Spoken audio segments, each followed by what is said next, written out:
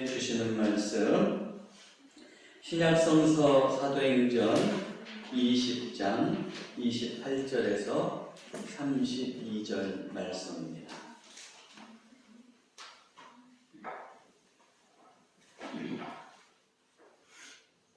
우리 계시의 말씀을 한 절씩 소리에 맞춰서 교독하겠습니다. 여러분은 자기를 위하여 또는 온 양떼를 위하여 상가라. 성령이 그들 가운데 여러분을 감독자로 삼고 하나님이 자기 피로 사신 교회를 보살피게 하셨느니라.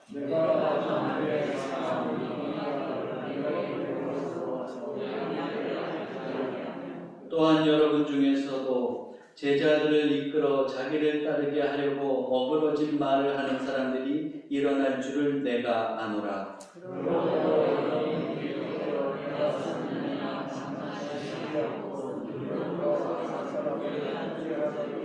다같이 지금 내가 여러분을 주와 및 그 은혜의 말씀에 부탁하노니 그 말씀이 여러분을 능히 든든히 세우사 거룩하게 하심을 입은 모든 자 가운데 기업이 있게 하시리라. 아멘.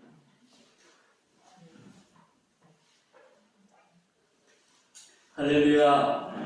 한 주간도 여러분들 또 주님 안에서 건강하게 생활하실 줄로 믿습니다. 오늘 현대인들은 자기 개발에 참 관심이 많죠. 그래서 인터넷 도서 분야를 들어가 보거나 또 이제 서점에, 대형 서점에 가보면 자기 개발이라고 하는 이런 책의 코너가 있는 것을 우리가 볼 수 있습니다. 많은 사람들이 더 나은 미래를 위해서 열심히 자기 개발을 합니다. 지적으로 또 육적으로 개발을 합니다. 그래서 우리 코로나 이전까지만 해도 헬스장이 그냥 사람들이 넘쳐나고 또 그런 모습도 볼 수 있었습니다. 그러나 아무리 자기 개발을 해서 성공한다고 할지라도 자기 관리를 제대로 하지 않으면 그동안에 해왔던 모든 자기 개발이 헛수고가 되는 경우가 있습니다. 관리를 하지 않아서 낭패를 본 경우를 우리는 심심치 않게 볼 수가 있죠. 얼마 전에도 그 임플란트로 유명한 그 회사에서 재무관리를 관리 감독을 제대로 하지 않아서 횡령 사건이 일어나고 그리고 또 주식에 여러 가지 큰 영향을 주는 것도 우리가 볼 수 있었습니다. 그런가 하면 또 대통령이 되었다가 그 가족이나 측근들을 잘 관리하지 못해서 그걸 통해서 또한 낭패를 보는 경우들을 우리가 역사를 통해서 심심치 않게 볼 수가 있습니다. 그러므로 이 자기 개발이 중요하기는 하지만 그 이후에 관리 또한 중요하다는 것을 우리는 기억해야 합니다. 신앙생활도 마찬가지입니다. 예수님을 믿었다고 우리가 다 완성된 것은 아닙니다. 인생은 변화무쌍하기 때문에 우리에게 어떤 일들이 일어날지 모르고 또 거기서 우리가 믿음으로 승리하리라고 장담할 수 없습니다. 그러므로 믿음을 가진 그리스도인들은 믿은 이후에도 또 믿음의 사람으로서 서기 위해서 매사에 영적인 관리를 할 필요가 있습니다. 우리가 이제 오늘 말씀은 사도행전 20장 28절에서 32절을 읽었는데 지금 그 어간에 나오는 그 말씀은 지금 사도 바울이 밀레도에서 에베소 장로들을 초대해서 이제 그들과 헤어지면서 고별 설교를 하고 있는 내용이 쭉 나오죠. 20장 후반부터 쭉 나오는데 그 중에 일부분을 우리가 또 읽고 있습니다. 오늘 해당되는 본문이 그래서 28절에서 32절인데 여기서 보면 사도 바울은 지금 에베소 장로들에게 당부하는 말씀이 나오는데 그들에게 뭐라고 그러냐? 오늘 본문 말씀에 보니까 삼가라는 그 표현이 나옵니다. 우리가 국어적인 표현으로 삼가라는 것은 굉장히 좀 자제하고 해서는 안 되는 부분을 하지 말라 이런 뜻으로 많이 사용하지만 지금 이렇게 쓰인 헬라어는 뭐냐면 프로세코라는 헬라어인데 주의하다, 경계하다 그런 뜻이 있습니다. 이걸 조금 더 풀어서 얘기하면 영적으로 잘 관리해라. 그걸 저는 한마디로 표현하면 뭐라고 할 수 있겠느냐? 살펴라 라는 말로 표현할 수 있다고 생각합니다. 지금 에베소 장로들에게 당신들은 잘 살피는 사람들이 되어야 합니다. 영적으로 잘 살피는 사람이 되어야 합니다 하고 사도 바울이 지금 권면하고 있는 거예요.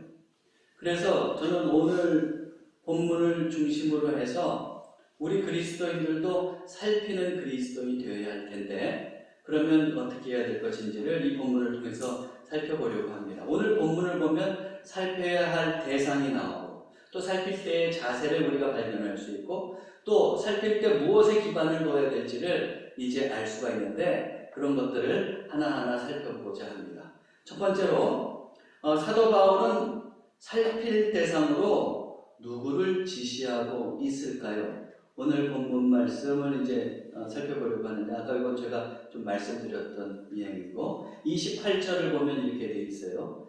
여러분은 에베소 장로들입니다. 여러분은 자기를 위하여 또는 온 양떼를 위하여 삼가라는 살피라고 볼 수 있다고 했어요. 성령이 그들 가운데 여러분을 감독자로 삼고 하나님이 자기 피로 사신 교회를 보살피게 하셨느니라 그랬습니다. 먼저 이제 살필 대상에 대해서 살펴보기 전에 우리가 먼저 좀 살펴보고 싶은 것이 있는데, 지금 사도 바울은 에베소 장로들에게 뭐라고 하냐면, 당신들을 에베소 교인 중에서 감독자로 그렇게 세웠다고 하나님께서 삼으셨다고 말씀하고 있고 말하고 있고, 또한 하나님께서 예수 그리스도의 피를 통해서 사신 교회를 보살피게 하셨다 하는 내용이 뒷부분에 나오고 있어요. 우리는 여기서 교회의 직분자가 어떠해야 하는지를 알 수가 있습니다. 우선 직분자는 누가 세우는 것일까요? 지금 에베소 장로들을 누가 세웠어요? 그들 가운데, 그들은 에베소 교인들이에요. 그들 가운데 여러분은 에베소 장로들이에요. 누가 세웠어요? 누가 세웠어요? 성령이. 잘하시네. 그래. 성령이 세웠어요. 근데 여러분, 현상적으로 한번 보자. 에베소 교회에서 사도 바울이 목회를 할 때, 그때 이제 장로들, 믿을 만한 사람들, 그래서 교회를 잘 영적으로 관리할 만한 사람들을 사도 바울이 보고 이제 장로를 세울 때, 실제적으로 현상적으로는 누가 세웁니까? 사도 바울이 세운 거죠. 그러나 사도 바울이 임명했지만 거기에는 성령의 역사하심이 있었던 겁니다. 그러면 오늘날 교회도 마찬가지예요. 우리가 이제 교회 내에 집사님이나 권사님이나 장로님, 이런 분들을 직분자로 세웁니다. 그런 것을 세울 때 담임 목사가 또는 당회에서 세우는 것 같아요. 겉으로 보면, 현상적으로 보면 그렇습니다. 그러나 그렇게 산 직분자가 선다는 것은 하나님의 뜻이 있는 것이고 성령께서 세운다는 것을 우리는 이 본문 말씀을 통해서 알 수가 있습니다. 그러므로 인간이 세운 것이 아니고 성령께서 세우셨다면 내가 지금 감당하고 있는 집사, 권사, 장로직이 얼마나 고귀한 겁니까? 얼마나 감동스러운 것이고 영광스러운 것입니다. 그러므로 여러분에게 주어진 직분을 소홀히 생각할 것이 아니에요. 성령께서 나를 세워주셨구나. 그것을 깨닫고 영광스럽고 귀중하고 소중하게 간직해야 합니다. 그리고 직분자들이 또 알아야 할 것이 한 가지 더 있는데, 그 직분을 그렇게 성령께서 우리에게 주시고 나를 세워주신 것은 뭐냐면, 우선적으로 교회를 보살피기 위해서 주어졌다는 것을 알아야 됩니다. 오늘 28절에 나오는 감독자라는 그 헬라어는 에피스코포스, 그 헬라어는 보호자, 관리자라는 그런 뜻이 있어요. 그러니까 장로는 관리하고 보호해야 한다는 뜻입니다. 그런데 장로들이 무엇을 관리하고 보호해야 하느냐? 교회를. 지금 28절 후반절에도 나와 있는 것처럼 교회를 보살피게 하셨느니라 되어 있죠? 그래요. 이 당시에 성령께서 에베소 장로들을 세운 것은 에베소 교회를 보살피기 위해서 세우신 것이고, 또한 오늘날 우리 들고 공동체 전일교회에 있는 모든 성도들에게 또 직분을 주신 것은 뭐냐면 이 주의 몸된 교회를 보살피게 하기 위해서 성령께서 세우셨다는 것을 우리는 꼭 기억해야 됩니다. 그러므로 직분자가 되었을 때 무엇보다도 염두에 둬야 될 것은 바로 교회라는 단어입니다. 우리가 교회를 잊어버려서는 안 돼요. 사도 바울의 표현에 의하면 그런데 이 교회는 어떤 교회예요? 오늘 말씀에도 보듯이 하나님이 자기 피로 사신 교회라 그랬죠. 교회에 이런 수식어가 붙어 있어요. 하나님께서 예수 그리스도를 십자가에 피 흘리게 하심으로 그것을 통해서 사신 교회라는 거예요. 예수 그리스도의 그 희생적인 사랑 위에서 세워진 것이 이 교회라는 말입니다. 예수님의 핏값으로 세워진 교회, 그래서 하나님께서 사신 교회라고 한다면 이 교회가 얼마나 소중한 겁니까? 고귀하고 소중한 것이라는 것을 우리는 알 수가 있습니다. 그런데 그 귀한 교회에 우리를 교회를 세워가는 그 직분자로 세우셨어요. 그러므로 그 주어진 직분이 얼마나 숭고하고 아름답고 영광스러운 겁니까? 사랑하는 성도 여러분, 그러므로 여러분 꼭 기억하셔야 돼요. 이 교회가 너무나도 고귀한 공동체구나. 예수 그리스도의 핏값 위에 세워진 고귀한 공동체, 하나님께서 그 피로 사신 교회구나. 그런데 내가 이 속에 속해서 성령께서 이 교회를 섬기라고 나를 직분자로 세워주셨구나.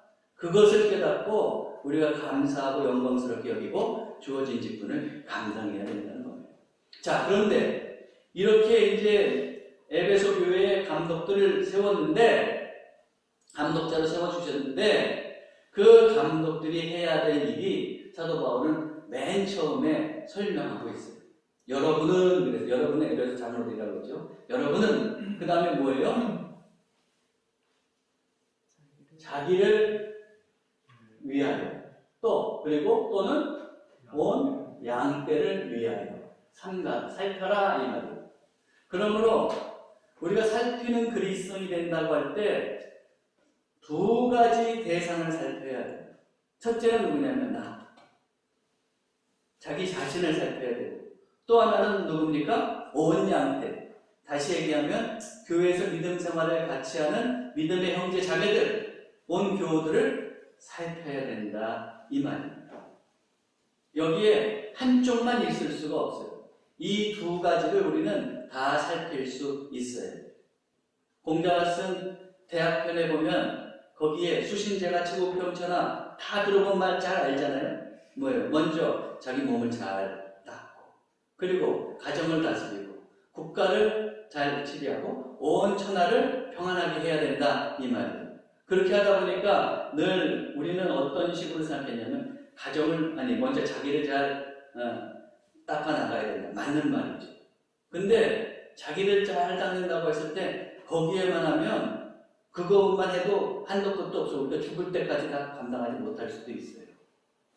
그런데 우선적으로 그렇게 해야 되지만, 자신을 잘 수양해야 되지만, 또 어떻게 하는 거예요? 동시적으로 내가 속한 공동체, 가정이건 국가건, 더 크게는 온 세계건, 거기에서도 내가 바르게 행동하고 잘 다스려갈 수 있도록 해야 되는 것이죠. 자기의 위치가 만약에 그렇게 더 높은 위치에 가면 그것을 균형 있게 다 해나가야 되는 겁니다. 그러므로 나도 잘 다스릴 뿐만 아니라 또 내가 속한 공동체도 잘 바꿔나가는 것이 인간의 본래의 모습이라고 한다면 우리 그리스도인들도 마찬가지다. 어떻게 되느냐면 나를 신앙적으로 잘 살펴야 돼. 우선적으로. 그렇지만 거기에 그치고 남에게는 관심 없는 삶을 살아가는 것이 아니라 우선적으로 믿음의 형제 자매된 우리 교우들을 다시 이렇게 돌아보면서 그들도 믿음으로 세워갈 수 있는 그런 교인들이, 또한 성도들이 되어야 한다는 말입니다. 자, 그렇다면 이 두 가지를 해야 되는데, 먼저 이제 온 양떼, 다시 얘기하면 믿음의 형제 자매들을 그 살피고 세워가는 것들을 먼저 좀 살펴보려고 합니다. 사도 바울은 에베소 장로들에게 왜 온 양떼를 위하여 삼가라, 살피라고 그랬느냐, 그 교인들을 그렇게 살피라고 그랬느냐, 그거에 대한 해설을 이제 29절에 가면 알 수가 있어요. 29절. 이유가 뭔지 한번 보겠는데, 29절에 뭐라고 되겠어요? 내가 떠난 후에 사나운 이리가 여러분에게 들어와서 그 양떼를 아끼지 아니하며. 사도 바울이 에베소 교회를 떠난 후에 에베소 교회에 사나운 이리가 들어옵니다.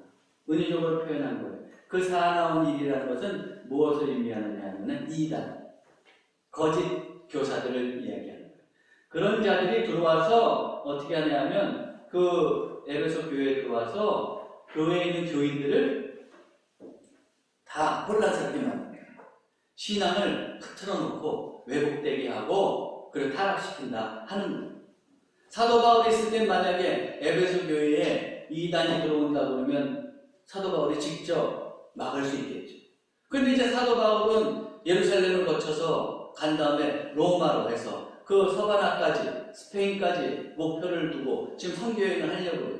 그러면 그 떠난 다음에는 누가 그 에베소 교인들의 영적인 관리를 해야 되느냐? 사도 바울에 대해서 이 장로들이 해야 되는 거예요. 장로들이 그 관리를 하면서 그들이 거기에서 믿음에서 벗어나지 않도록 해야 된다는 겁니다. 오늘날도 마찬가지예요. 오늘날 보면 교회에 얼마나 이단이 많이 침투하는지 몰라요. 왜 그러느냐? 교회는 열린 공동체예요. 폐쇄적인 공동체가 아닙니다. 누구에게나 열려 있어요. 그러다가 보니까 이단들도 가장하고 들어오는 경우들이 있어요. 얼마나 많은 이단들이 요새 횡행하고 있습니까?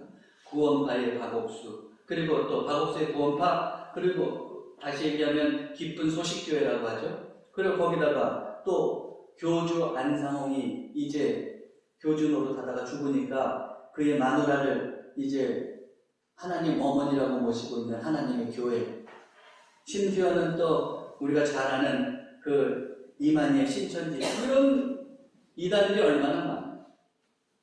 그들이 교회를 주목하고 심지어는 침투해서 교회의 신앙을, 바른 신앙을 어그러뜨리고 교회를 회파하는 경우를 우리는 심심치 않게 볼 수가 있습니다.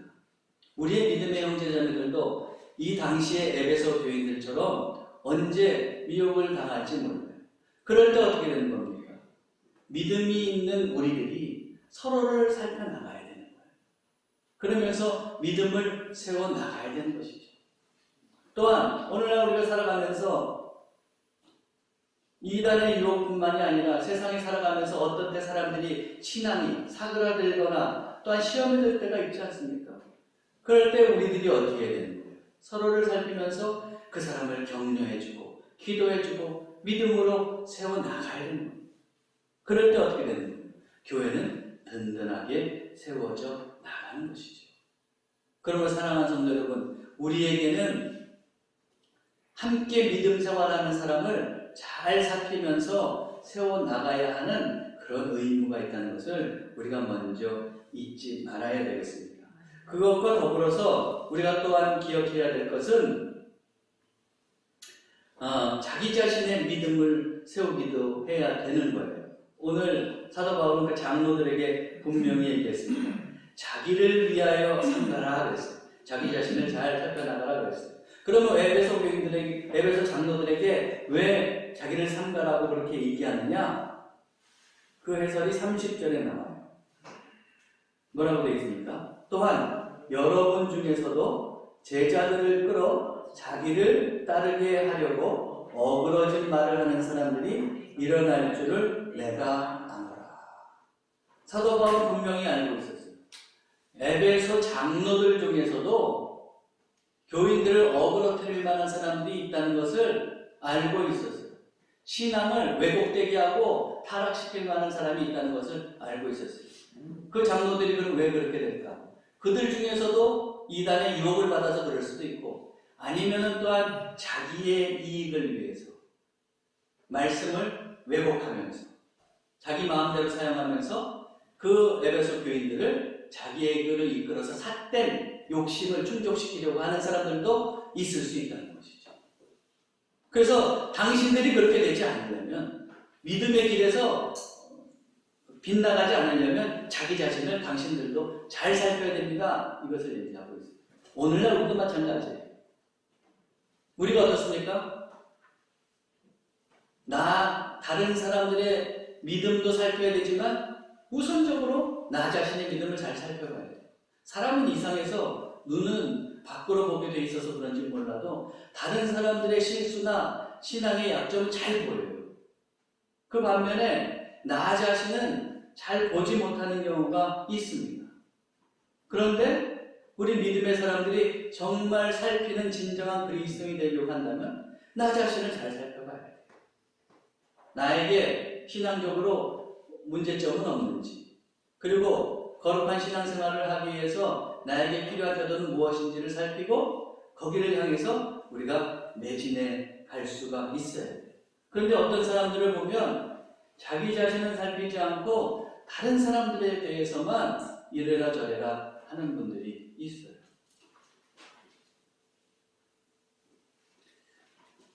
제가 이제 어느 교회에서 있었던 일인데, 한 집사님이 이제 신앙생활 하다가 은혜를 받기 시작한 거예요. 그래서 은혜를 받아가지고 어떻게 됐냐면은, 은혜를 받다 보니까 더 교회를 사랑하고 하나님을 더 열심히 섬기고 싶은 거예요. 그러다가 이제 그 장로님들한테 와서 여쭙는 거예요. 장로님, 이 추수감사주일 있잖아요. 추수감사주일인데 제가 좀 헌금을 하려고 했는데 추수감사주일은 어떻게 정성껏 헌금해야 됩니까? 그렇게 이제 여쭤봤어요. 그랬더니 장로님들이 배우셨다 한 장로님이 그렇게 얘기합니다. 추수감사주일 헌금에 대해서는 성경에서 명시적으로 정해져 있는 것은 없지만 내가 신앙생활을 하다가 보니까 그래도 정말 좀 열심히 있어서 하고 싶다 그러면 자기 그 수입에 11조 정도를 하면 좋을 것 같소, 이렇게 얘기했다는 거예요. 그랬더니 그 옆에 있던 장로님이 있다가 하시는 말씀이, 이 수입의 11조가 뭡니까? 그 자기 수입을 온전히 한번 드릴 수는 있어야죠. 1년에 한번 그렇게 드릴 수 있어야죠. 그래야지 정당한 11조죠. 아니, 추수감사 헌금이죠. 이랬다는 거예요. 그런데 그렇게 두 번째 얘기한 그 장로님은 실상은 본인의 11조 헌금도 잘 안 하시는 분이었어요. 그런데 그렇게 본인의 믿음을 더 높이려고 그랬는지 몰라도 그런 이야기를 했다는 겁니다. 이야기 같죠? 제 가까이 있는 분으로부터 들은 이야기입니다. 네. 그래요. 제가 얘기하고 싶은 건 그거예요. 추수감사주의 헌금은 제가 지금 여러분들에게 얼마를 내라고에 대해서 얘기하는 것이 아니라 뭐냐면은 다른 사람들의 믿음에 대해서는 아주 엄격하고 이렇게 해야 된다 저렇게 해야 된다고 얘기하면서도 자기 신앙은 엉망인 사람들이 간혹 있어요. 우리 교인들은 아니기 때문에 제가 이 설교를 할 필요는 없겠는데 그럴 수 있다는 거예요. 그래서 우리가 늘 기억해야 되는 것은 뭐냐면 다른 교인들도 우리가 진정한 마음으로 잘 영적으로 살펴야 되지만 무엇보다도 먼저 자기 자신을 잘 돌아봐야 돼요. 그리고 나에게 문제점이 없는지를 돌아보고 그리고 신앙적으로 서려고 그걸 살피려고 하는 그런 태도가 우리에게 필요하다 생각합니다. 요즘 교인들 중에서 이제 한국 교회와 교인이 썩었다고 목소리를 높이는 분들이 많이 있습니다. 저는 그분들에게 묻고 싶습니다. 그렇게 이야기하고 있는 당신은 지금 어떤 신앙생활을 하고 있습니까? 한번 묻고 싶어요. 그렇다고 잘못된 것을 비판하지 말라는 말은 절대 아니에요. 비판할 수 있어요. 근데 비판할 수 있는데 그 비판을 할 수 있지만 그것과 더불어서 자신도 반성할 수 있어요. 내가 정말 어떻게 서고 있는지를 돌아볼 수 있어요. 그리고 정말 내가 주님 앞에서 바로 서려고 하는 그런 몸부림이 있을 때 진정으로 하나님께서 기뻐하는 그리스도인이 될 수 있지 않겠습니까? 그러므로 사랑하는 성도 여러분, 나 자신에 대해서도 잘 돌아볼 수 있는 그런 그리스도인이 되시길 바랍니다. 그리고 우리에게는 나와 또 더불어서 우리 믿음의 형제자매를 살펴야 하는 그런 영적으로 살펴야 되는 의무가 있다는 것도 잊지 마시기 바랍니다. 두 번째로 살필 때 우리가 가져야 하는 자세를 한번 살펴보려고요. 나 자신을 영적으로 살피고 또 다른 교인들을 영적으로 살필 때 우리가 어떻게 해야 됩니까? 결론적으로 말씀드리면 꾸준히 지속적으로 할 수 있어야 돼요. 한번 그냥 마음이 내킨다고 그렇게 하다가 포기하는 것이 아니고 계속 할 수 있어야 된단 말이에요. 제가 이런 말씀을 드리는 이유가 있어요. 28절 처음에 사도 바울이 이렇게 얘기했어요. 여러분은 자기를 위하여 또는 온 양떼를 위하여 삼가라 그랬습니다. 그때 이 문법적인 표현이 뭐냐 하면 헬라어 현재형 명령형입니다. 현재 명령형이에요. 그런데 헬라어에서는 현재형이다 하면은 뭐냐면 이걸 한 번 하고 그치는 것이 아니에요. 계속해서 나가는 것을 말하는 거예요. 계속해서. 영어에서로 치면 뭐 현재 진행형이라고 할까요? 그런 식의 표현을 가지고 있는 한 번 하고 그치라는 말이 아니에요. 계속해 나가는 말입니다. 거기에 더불어서 사도 바울은 31절에서 뭐라고 했어요? 보세요. 그러므로 여러분이 일깨어 내가 3년이나 밤낮 쉬지 않고 눈물로 각 사람을 훈대하던 것을 기억하라. 사도 바울은 해수로 약 3년을 에베소 교회에서 복음을 전하면서 말씀을 가르쳤죠? 그랬어요. 그랬는데 3년 동안 꾸준히 어떻게 했느냐? 밤낮 쉬지 않고 눈물로 각 사람을 훈계했다. 믿음이 어그러질 것 같으면 눈물 흘리면서 그 사람을 위해서 기도하면서 그리고 간절히 그들을 훈계하고 가르쳤다는 거예요. 그러므로 그 3년 동안 어떻게 했다는 거예요? 사도 바울은 들쭉날쭉한 것이 아니고 자신의 믿음도 잘 간직해 가면서 다른 사람들을 영적으로 살필 때에도 꾸준히 쉬지 않고 진정성을 가지고 그들을 가르치고 양육했던 것을 우리는 볼 수가 있어요. 어떻습니까? 사도 바울은 그 3년 동안 지속적으로 했던 거예요. 지속적으로 살펴했던 겁니다. 우리도 마찬가지. 기왕에 살피는 그리스도인으로 살아간다고 할 때 그런 지속성이 있어야 되는 겁니다. 그냥 기분 내킬 때 한 번 하고 또 기분 안 좋으면 그만두고 기분 좋을 때는 그냥 교회를 12번씩 나오다가도 기분 안 좋으면 주일 예배도 안 나오고 그런 것이 아니라 지속성이 있어야 된다는 말입니다. 여러분 뭐 서당계 3년이면 풍어를 읊는다 그런 이야기 다 들어봤잖아요. 뭐예요? 그건 뭐예요? 계속해서 그것이 습성화될 정도가 돼야 된다는 말이라고도 표현할 수가 있어요.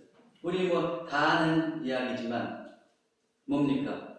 그 말콤 글래드웰의 그 아웃라이어라는 책이 있었잖아요. 거기에 보면 1만 시간의 법칙 나오죠. 저도 그 책 맨 처음에 그 초판 이제 나와서 얼마 안 돼서 읽고 나서 많이 그 자극을 받았는데 뭐예요? 무슨 일이든지 거기에 전문가가 되려고 그러면 꾸준히 매일 거기에 집중해서 그것에 대해서 일하고 공부해서 많은 시간을 채우면 어떻게 된다는 거예요? 그럼 전문가가 된다는 거예요. 꾸준히 그렇게 해야 된다. 아니 하나의 전문가가 되는데도 1만 시간이 걸린다고 했는데 우리가 그리스도인으로서 성숙한 그리스도인이 되어 나가는데 그냥 들쭉날쭉해서 어떻게 돼요? 꾸준함이 있어야 되는 것이죠. 여러분은 어떠세요? 믿음의 형제자매를 잘 돌보고 싶은 마음이 있을 때가 있었을 겁니다. 근데 한두 번 하다가 말 잘 안 듣고 보니까 에이 힘들어서 못해 먹겠다 포기한 적은 없으세요? 또 여러분들이 신앙적으로 뭔가 결심했던 적이 있을 겁니다. 뭔가 해보려고 하고 결심했던 거.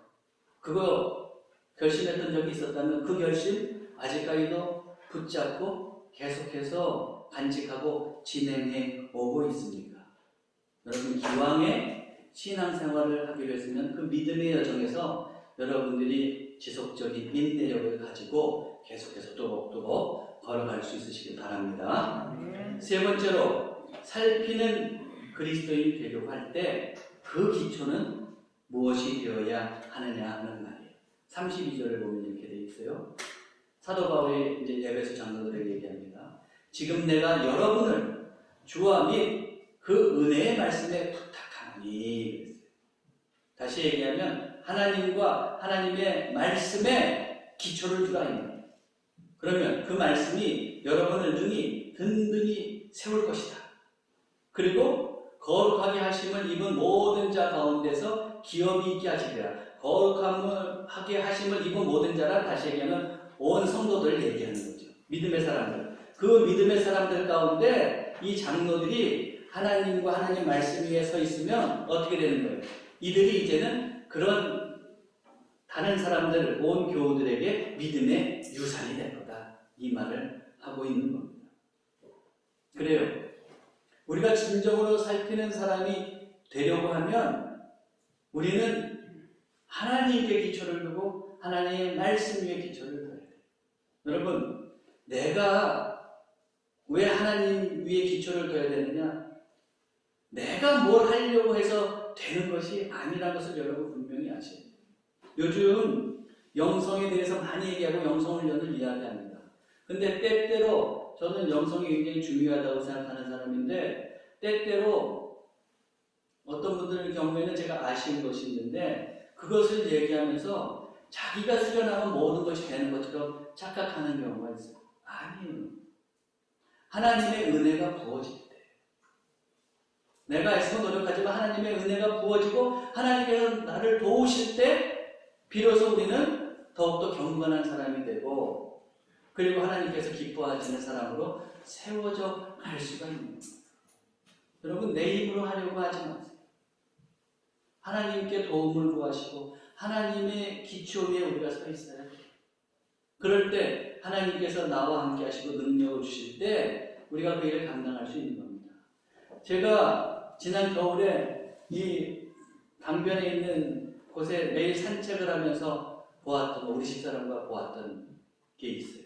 뭐냐면 한 마리의 매입니다.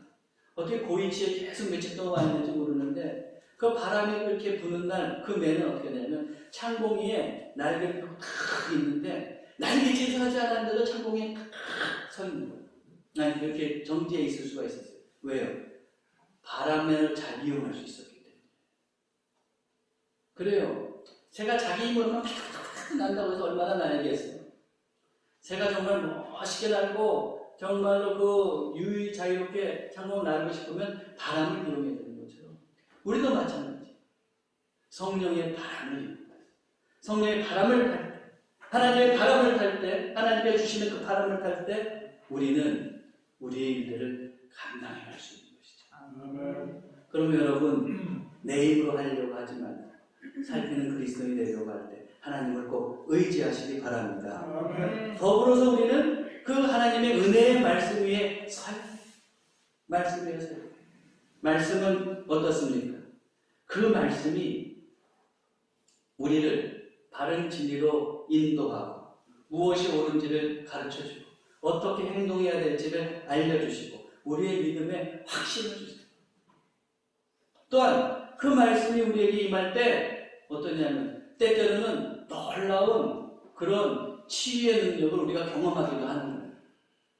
제가 예전에 책에서 읽었는데 여러분들에게 말씀드렸지 모르는데 그 김동호 목사님 잘 아시죠? 그 김동호 목사님이 예전에 영락교에서 부목사할 때 그때 이제 각 목사님들이 이제 다 이렇게 부목사님들이 성경 공부만 했던 것 같아요. 이분이 이제 시편을 좋아해서 시편 강해를 했는데 어느 날 권사님이 오더니 목사님 식사 대접 좀 해야겠습니다. 그래서 제가 식사를 접대받을 만한 뭐 이유가 있습니까? 그랬더니 자기의 딸을 고쳐줬다는 거예요. 자기 딸이 이 성경 공부를 하면서 치유를 받아서 너무 감사해 식사 대접하고 싶다는 거예요. 그래서 무슨 이유인가 봤더니 이 딸이 아주 유명한 오페라 가수예요. 그랬는데 결혼을 했는데 결혼한 지 얼마 안 돼서 이 남편이 어떻게 됐냐면은 미국에 잠깐 출장 갔다 온다고 하면서 가서 돌아오지 않고 거기서 다른 여자 결혼해버려요. 그때 이후로 이 유명했던 이 가수가 어떻게 되냐면 외부 출입을 하지 않습니다. 집 밖을 나가지 않아요. 산송장이 된 거예요. 겨우 집안에 있으면서 밥이나 먹고 하루하루 삽니다.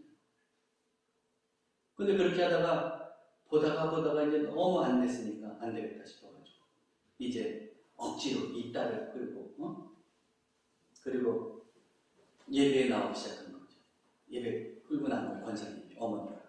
그래봐야 뭐가 돼요? 그냥 마른 막대기지 왔다 갔다 하는 거죠. 그러다가 이제 기왕 나온 김에 야 너 성경 공부를 해. 나 가니까 너도 와라. 그러고서는 끌고 다니는 거예요.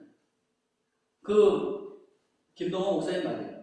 그런다고 자기가 뭘 했겠냐 이거예요. 아니라는 거예요. 그런데 어느 날 하나님께서 말씀을 그 여인의 귀에 들려주시고 말씀이 딱 들어가니까 어떻게 되냐면 이 여인이 그때부터 바뀌기 시작합니다. 모든 폐쇄적인 어떤 행동이 바뀌기 시작합니다. 그리고 그것을 예전에 있었던 그 상처를 치유받기 시작합니다.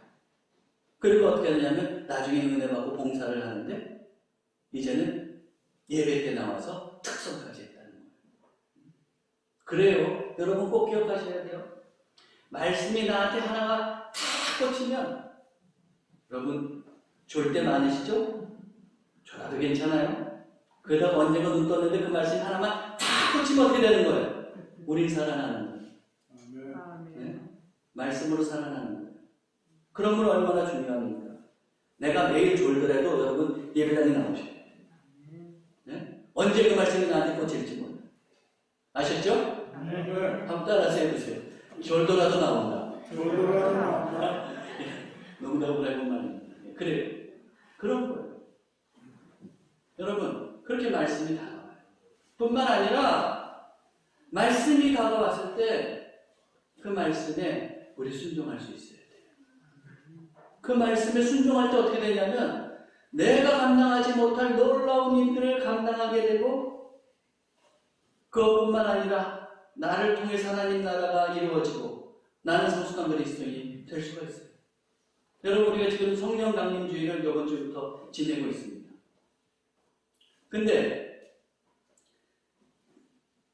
십자가에 죽으셨다가 부활하신 예수님께서 이제 제자들과 함께 계실 때 승천하기 전에 이런 말씀을 하셨어요. 누가복음 24장 49절 보면 볼지어다 내가 내 아버지께서 약속하신 것을 너희에게 보내리니 약속하신 성령을 얘기하는 게 뭐겠어요? 성령? 너희는 위로부터 능력으로 입혀질 때까지 이 성에 머물라 하십니다. 이 성은 예루살렘 성이에요. 뭐예요? 위로부터 능력으로 입혀질 때까지, 그때까지 어떻게 되는 거예요? 제자들은 기다리면서 예루살렘 성에서 머물러야 돼요. 그랬죠? 그렇습니까? 안 그렇습니까? 네, 그렇죠. 자, 그러면 또 이번에 사도행전 1장 4절 5절 보겠습니다. 또 하나님 나라를 지금 말해야 될 때가 이때입니까? 하나님 나라가 이때 이루어집니까? 막 이러면서 얘기할 때 그때 예수님께서 이렇게 말씀하시는 거예요. 사도와 함께 모이사 그들에게 분부하여 이르시되 예루살렘을 떠나지 말아요. 내게서 들은 바 아버지께서 약속하신 것을 기다리라. 요한은 물로 세례를 베풀었으나 너희는 면날이 못되어 성령으로 세례를 받으리라 하셨습니다. 제자들은 기다리면서 성령 강림의 사건을 경험하고 성령을 받고 그 다음에 어떻게 되는 거예요? 거기서 능력을 받아서 복음을 전할 때 놀라운 일들이 일어나게 되는 거예요. 이것을 하나님께서 치밀하게 계획하시고 또 예수님께서 그 치밀하게 계획하신 것을 제자들에게 얘기하면서 이 일을 진행해 가시는 겁니다. 그리고 드디어 그들이 제자들과 또한 제자들을 비롯한 사도들을 비롯한 120명의 성도들이 함께 모여서 성령이 내리실 것을 위해서 준비하면서 기도했을 때 오순절 성령 사건이 일어났잖아요. 그랬죠? 성령 사건이 일어나고 나서 어떻게 됩니까? 거기서 베드로가 복음을 선포하니까 한 번에 3,000명이나 예수님을 믿고 세례를 받았던 일들을 우리가 사도행전에서 볼 수 있지 않았습니까? 그랬어요. 하나님의 계획이 있었고 제자들이 그 말씀에 순종했을 때 성령 강림의 사건이 일어났을 뿐만 아니라 복음이 왕성하게 전해진 거예요. 그러므로 이런 일이 일어나는 데는 제자들의 순종이, 말씀에 대한 순종이 필요했어요. 근데 제자들이 이런 말씀을 들었어요. 그런데 지금 시간이 급한데 우리가 언제 기다리고 있습니까? 빨리 나가서 한시라도 하나님 나라의 복음을 전해야죠. 그러면 그들이 그렇게 좀 빨리 나가서 전했다고 해서 한 번에 3,000명씩 복음이 전해졌겠어요? 안 되는 거예요. 제자들이 예수님의 말씀에 순종했을 때 이런 일들이 일어났던 거예요. 오늘도 마찬가지예요. 내게 주어지시는 그 능력의 말씀, 그 말씀에 우리가 순종할 때 우리가 하나님의 능력을 경험할 수 있고 하나님 나라를 조금씩 우리가 세워나갈 수 있고 확장시킬 수 있고 나의 믿음이 든든하게 서갈 수 있는 겁니다. 그러므로 사랑하는 성도 여러분, 하나님의 말씀에 순종하시기 바랍니다. 내가 관심에 두고 있는 이익이 있어요. 내가 생각하는, 여태까지 생각하는 그냥 내 고집과 내 소신이 있었어요. 근데 말씀에 비춰봤을 때 그것이 아니에요. 그럼 어떻게 해야 돼요? 그 말씀에 순종하고 싶지 않더라도 억지로라도 순종해요. 그럴 때 우리는 그 말씀을 통해서 역사하시는 놀라운 일들을 경험할 수 있을 겁니다. 모처럼 여러분들 하나님을 의지하시고 말씀에 순종해서 하나님께서 하나님 나라를 어떻게 이루어 가시는지를 삶에서 경험하며 살아가시기 바랍니다. 말씀을 정리하겠습니다. 삼가는 그리스도인, 다시 얘기하면 영적으로 살피는 그리스도인은 어떻게 살아갑니까? 나와 믿음의 형제들을 잘 살피면서 살아가요. 그리고 살피는 그 삶을 지속적으로 해나갑니다. 그리고 그들은 하나님과 하나님의 말씀 위에 단단히 서서 살아갑니다. 여러분도 이런 믿음의 자세를 가지고 살아가심으로 하나님께 영광을 돌리고 기쁨이 되는 삶이 되시기를 주님의 이름으로 축원합니다. 기도하겠습니다.